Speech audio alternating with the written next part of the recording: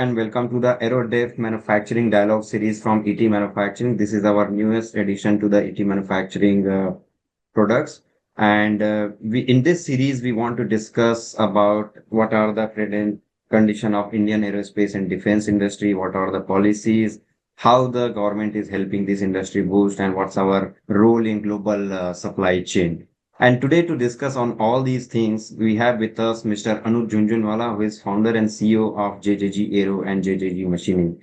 Welcome, Anuj. Welcome to the AeroDef Manufacturing Dialogue series. And I'm looking forward to have a insightful discussion with you on the subject related to aerospace and defense manufacturing ecosystem. Good morning and thank you. Looking forward to this. So Anuj, just to start the conversation, if you could discuss about the your overall take on a present Indian aerospace manufacturing ecosystem, where exactly we are, what's our role in global supply chain, and what kind of opportunities do you see in the Indian aerospace industry?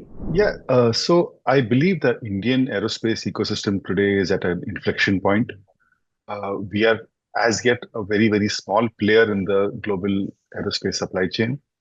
I think the latest reports show our share to be between 1 to 1.5%, which is really meager for the kind of aviation order books that our airlines have with the OEMs and airframe makers. Uh, I believe there are about the ecosystem in India, which serves the commercial aircraft space, comprises, I would guess, about 15 to 20 companies, which includes large players like Mahindras and Tatas and Dynamatics, to the tier two component makers who are quite numerous. And we've spent the last, I would say, 15 to 20 years getting approvals, getting empaneled with large clients, getting all compliances in place. So I really believe we've spent the last 10 to 15 years trying to plant the seeds, trying to harvest where we are today. And today we are poised for growth because a lot of the OEMs and tier ones who have come to India, who have empaneled companies like us, they have also spent a lot of resources, a lot of time to approve us. And today we are at a stage where the world is looking for optimal cost countries to take over the role of supply chain, simply because the legacy Western supply chain is no longer able to supply on time. And 8, 10 years ago, this would naturally have moved to our eastern neighbor, but that's no longer the case. Today, people are looking. Today, these large companies are looking for uh, companies in favorable geopolitical situations where India stands out, who have an optimal cost structure and who understand aerospace. So I think we tick those boxes, and we are really poised for growth. We have a newly formed Indian Aerospace Industries Association, whose mandate simply is to increase India's supply chain from 1.5% to 8, 10% in the next 8, 10 years. Right, right. So you touched upon a really important point where you said that, in global supply chain, India is at about 1 to 1.5% when it comes to aerospace or commercial aircraft. But as a market, India as a market for commercial aircraft is between 10 to 15%, if I'm not wrong, about 12, 13%. So Yes. how do we bridge this gap? What are your suggestions?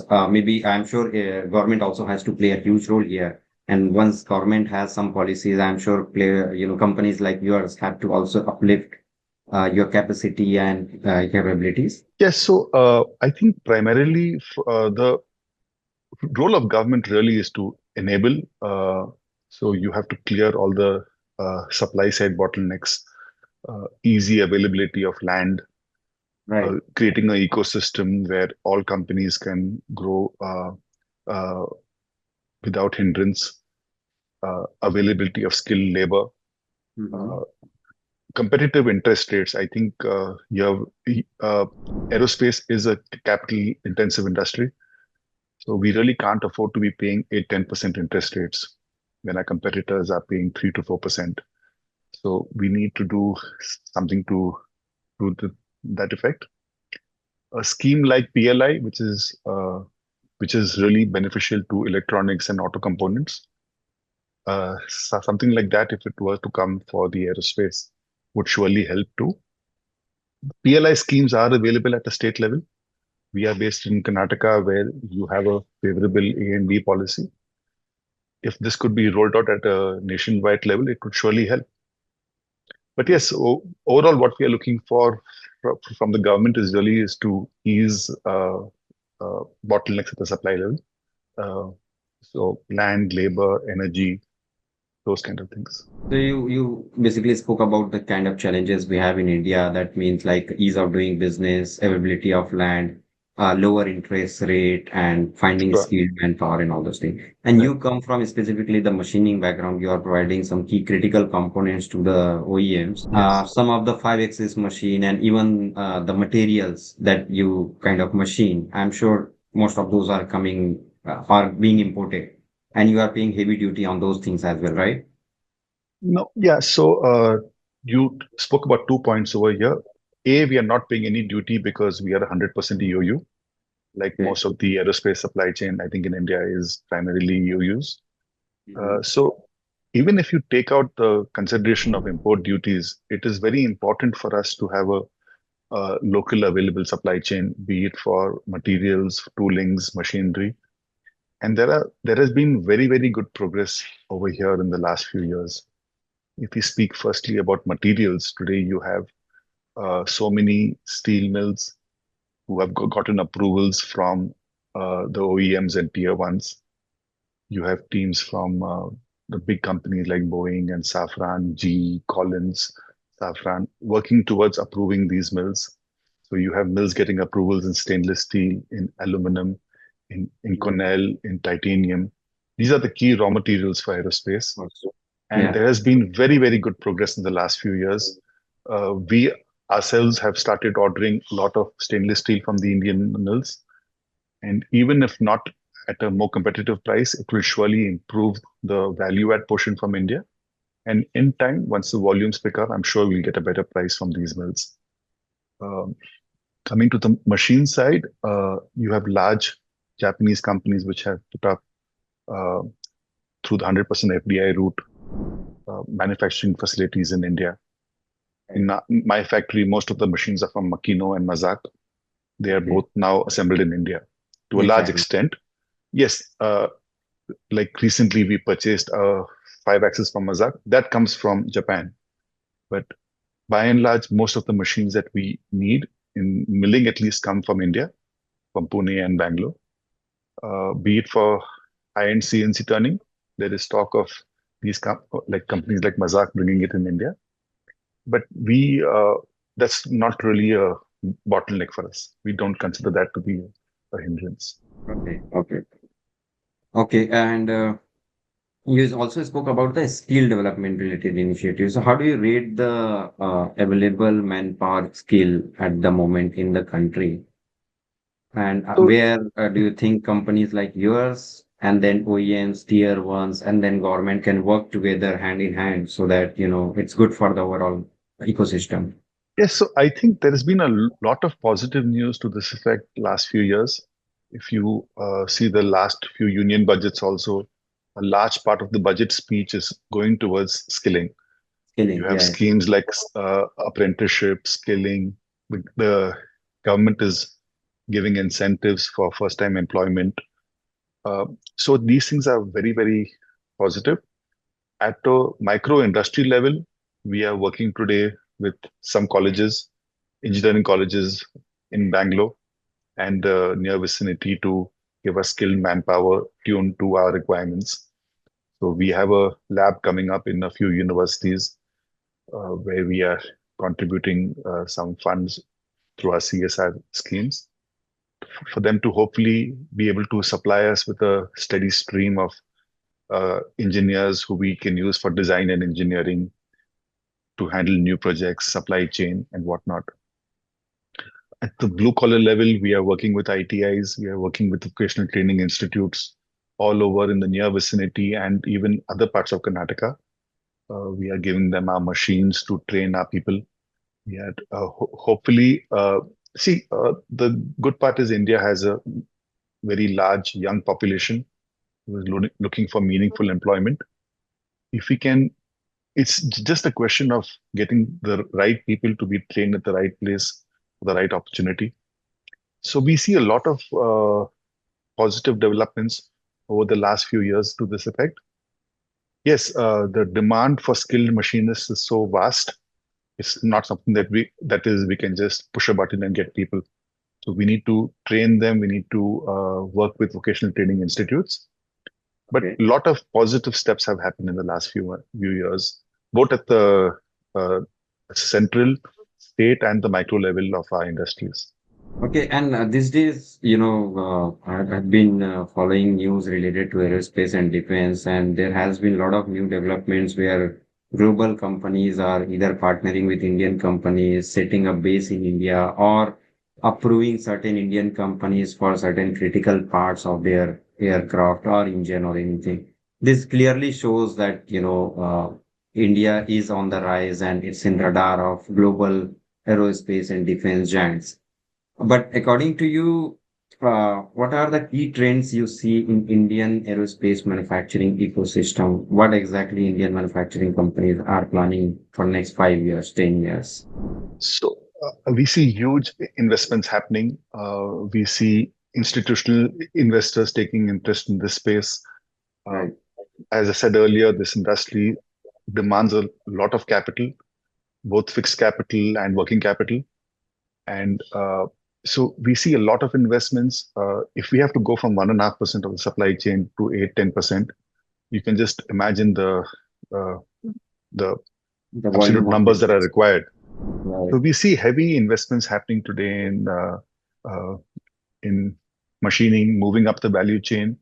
As I said earlier, you have large companies like Tata and Mahindra who are doing excellent tier one work today.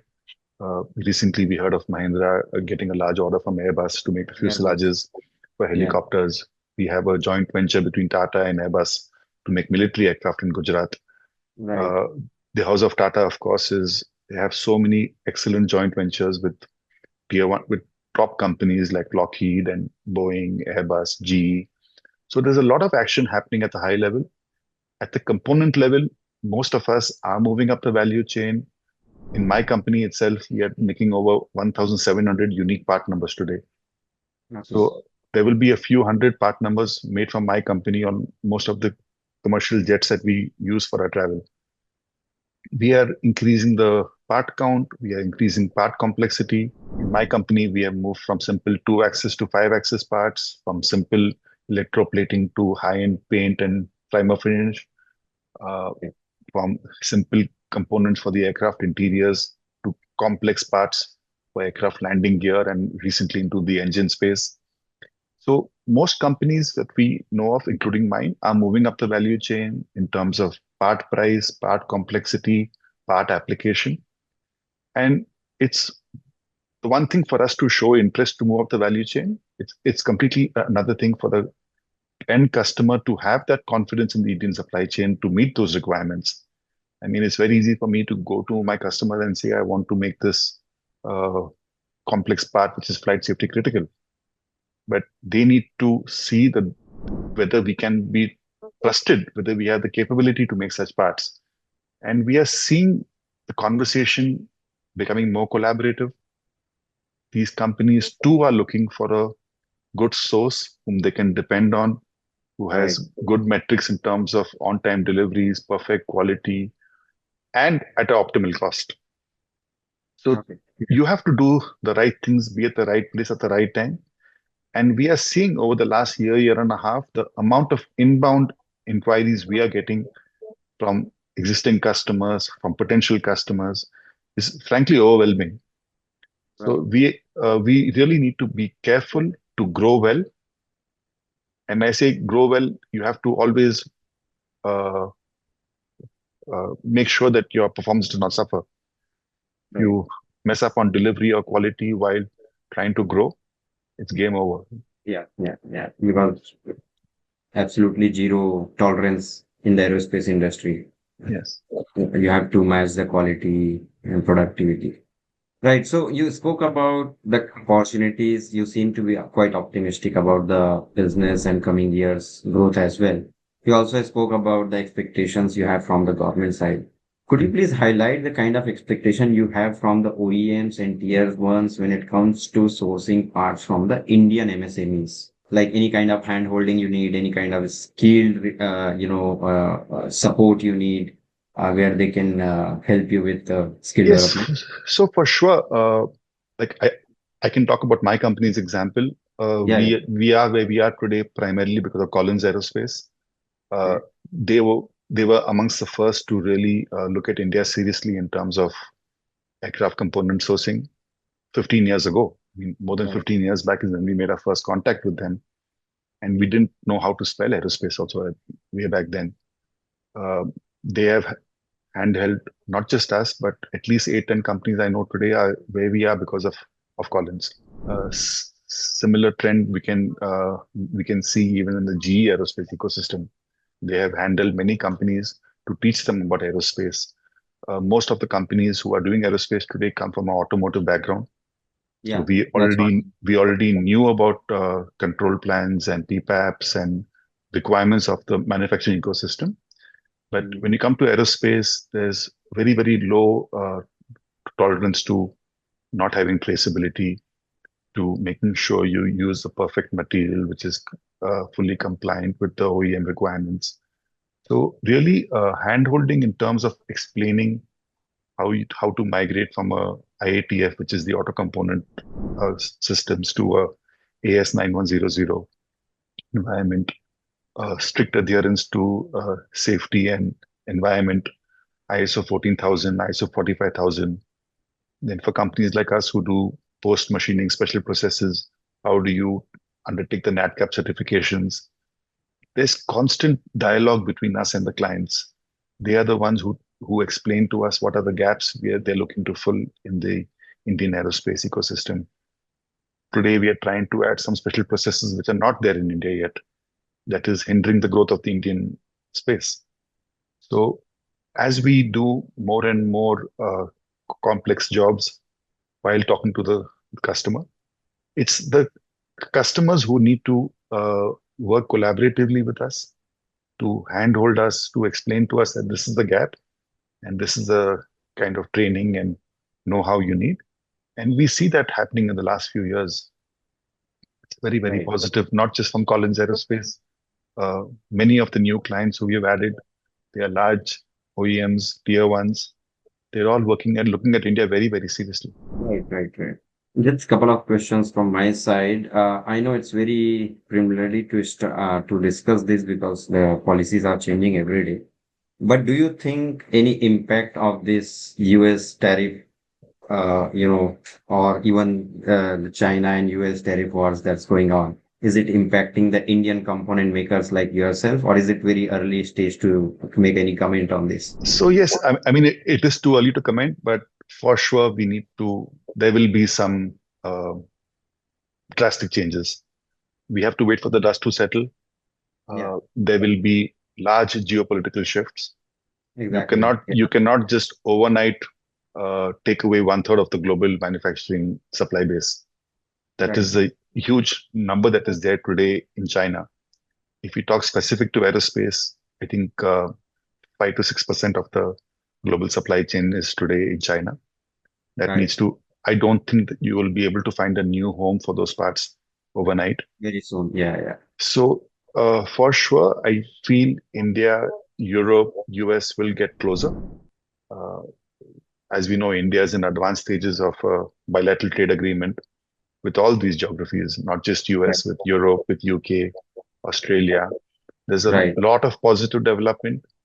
I think India has is very good at the geopolitical game. Right. We've done remarkable to balance our interests to keep India first while we talk to be it USA or Russia or France or UK. Right. So, and even with China, we are recently seeing a thaw in our relations with them. We'll have to see how things play out. But yes, for sure, there will be big changes. And as you said, things are changing every day. Yeah, that's Today you so. have a tariff, tomorrow there's no tariff, day after there's a pause for 90 days. You Yeah, can't change your strategy, which takes many, many years to develop overnight. exactly. Right. But Right. you have to Just be nimble. You have to be able to make that change. You have to be agile. right. Right. Right. That's good. That's good. So just last question from my side, which is club of two questions. First is that I think you're part of Aerospace India Association, which was recently formed by Yes. few, aerospace Indian aerospace component suppliers. So, could you please talk about the agenda, the mission you have with this association? That's one, and then your overall take on future of India's aerospace industry. Yeah, sure. So the simple mission and vision of this AIA is to increase India's share of the supply chain from 1.5% to take it to almost 10% in the near 10%. term. So how do you enable that? How do you work with the government, be it asking for a PLI scheme, be it seeking their support to approve Indian mills, be it hopefully getting finance at a lower cost. And also work with OEMs. So between the 8, 10 companies who are active in the AIA, and I'm happy to say that I'm also a director of the AIA. Between us, we have some connect or the other with almost every OEM or tier Right. one. So Right. it's very easy to share connects to see which customer is looking for what kind of a part. Today, Right. if I have my strength in a certain detailed part, but my customer is looking for something else, I know within my network who is more suitable for those kind of parts. So we Okay. see that happening going forward. What kind of special processes are required? One of the big gaps today in the Indian aerospace supply chain is availability of approved special processes approved by the end customer. Very often we see that you have a NADCAP certification, which is not enough for the customer to get that special process done by you. You need to get special processes approved at the customer level. So the AIA really is working along all these fronts to how can we enable, how can you debottleneck what is holding us back from going from 1.5% to 10%. That is simply the agenda of the AIA. Got it. Got it. Great, and nice to know about this initiative, Anuj, and thank you so much for giving your time. Key takeaways for me was like the biggest one is like India is on radar of all the large OEMs and the countries around the world when it comes to getting parts from India's aerospace ecosystem. The opportunity is huge. Of course, we need some support from the government side in terms of PLI scheme or any kind of sub policies that can ease out doing the business in India. And also, the investment is happening in Indian aerospace and defense market, which is a good sign. And soon we'll see that our share in the global manufacturing ecosystem will go up from 1.5% to 5, 6, 7, and eventually we have to reach 10, 12%, which can be like a balance between the market as well as the supply chain as well. So thank you so much for Perfect. sharing all Thank you. your information. Thank you.